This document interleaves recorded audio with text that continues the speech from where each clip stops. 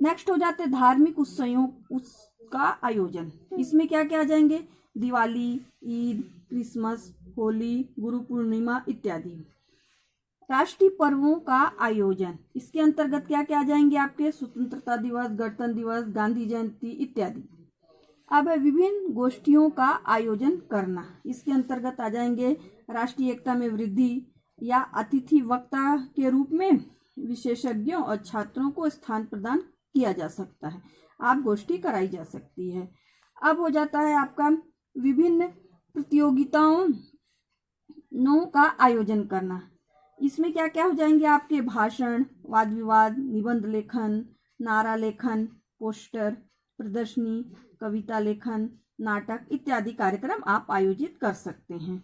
Next हो जाता है भ्रमण कार्यक्रमों का आयोजन करना। उस राज्य की संस्कृति का अवलोकन कर बच्चे क्या करेंगे? उनका आदर कर सकते हैं, इसीलिए भ्रमण पर ले जाना आवश्यक है। नेक्स्ट हो जाता है आपका विभिन्न प्रदर्शनियों का आयोजन। अब विभिन्न प्रदर्शनियों में क्या क्या होंगे आपके?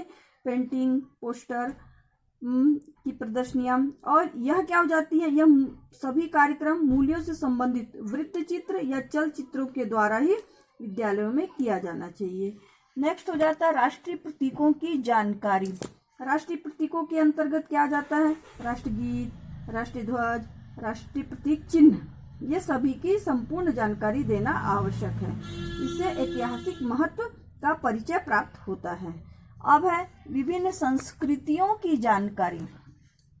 संस्कृति के अंतर्गत आ जाएंगे लोकगीत और कहानियां और छोटी छोटी झांकियां दिखाना, जिससे हमें संस्कृति का पता चल सके। नेक्स्ट हो जाता है अंतरराज्यीय सांस्कृतिक कार्यक्रमों का आयोजन।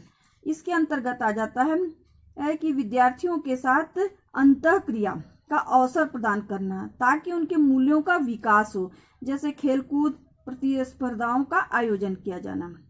अब अंतरराज्यीय सांस्कृतिक कार्यक्रमों का आयोजन। इसमें क्या हो जाएंगे? एकता का विकास होता है। विभिन्न प्रकार की सांस्कृतिक कार्यक्रम करने से एकता हमारी बनी रहती है। अब हो जाता है आपका नेक्स्ट सामाजिक शिविरों का आयोजन। सामाजिक शिविरों के अंतर्गत आ जाते हैं आपके NCC, NSS, scout guide, cup बुलबुल प्रतियोगिताएं। यह सब समय समय पर किया जाना चाहिए, ताकि वह विद्यार्थी वास्तविक समाज से परिचित हो सके। नेक्स्ट हो जाता है अंतरराज्यीय शिविरों का आयोजन। इसके अंतर्गत आ जाएंगे राष्ट्रीय स्तर नेशनल यूथ प्रोजेक्ट, एनसीसी व एनएसएस इत्यादि के माध्यम से इसको आप विस्तारित किया जा सकता है। नेक्स्ट हो जाता है विद्यालयों में स्थान प्रदान करना। विद्यालयों में स्थान प्रदान करना जैसे कि notice board, bulletin board, flannel board इत्यादि, जो मूल्यों से संबंधित विभिन्न विचार प्रदर्शित किए जा सकें। नेक्स्ट हो जाता है राष्ट्रीय स्मारकों से परिचित होना। यह क्या हो जाता है? जैसे हमारे यहाँ है ताजमहल, जामा मस्जिद, लाल किला, सोमनाथ का मंदिर, स्वर्ण मंदिर, सारनाथ, इंडिया गेट, जंतर मंतर इत्यादियों का परिचय कराना आवश्यक है, क्योंकि हमारे राष्ट्रीय स्मारक हैं। नेक्स्ट हो जाता है महान व्यक्तियों से परिचय।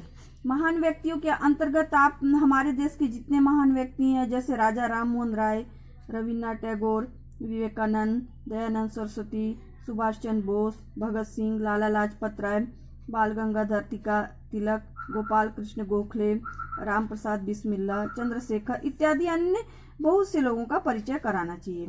नेक्स्ट हो जाता है प्रार्थना सभाओं का आयोजन।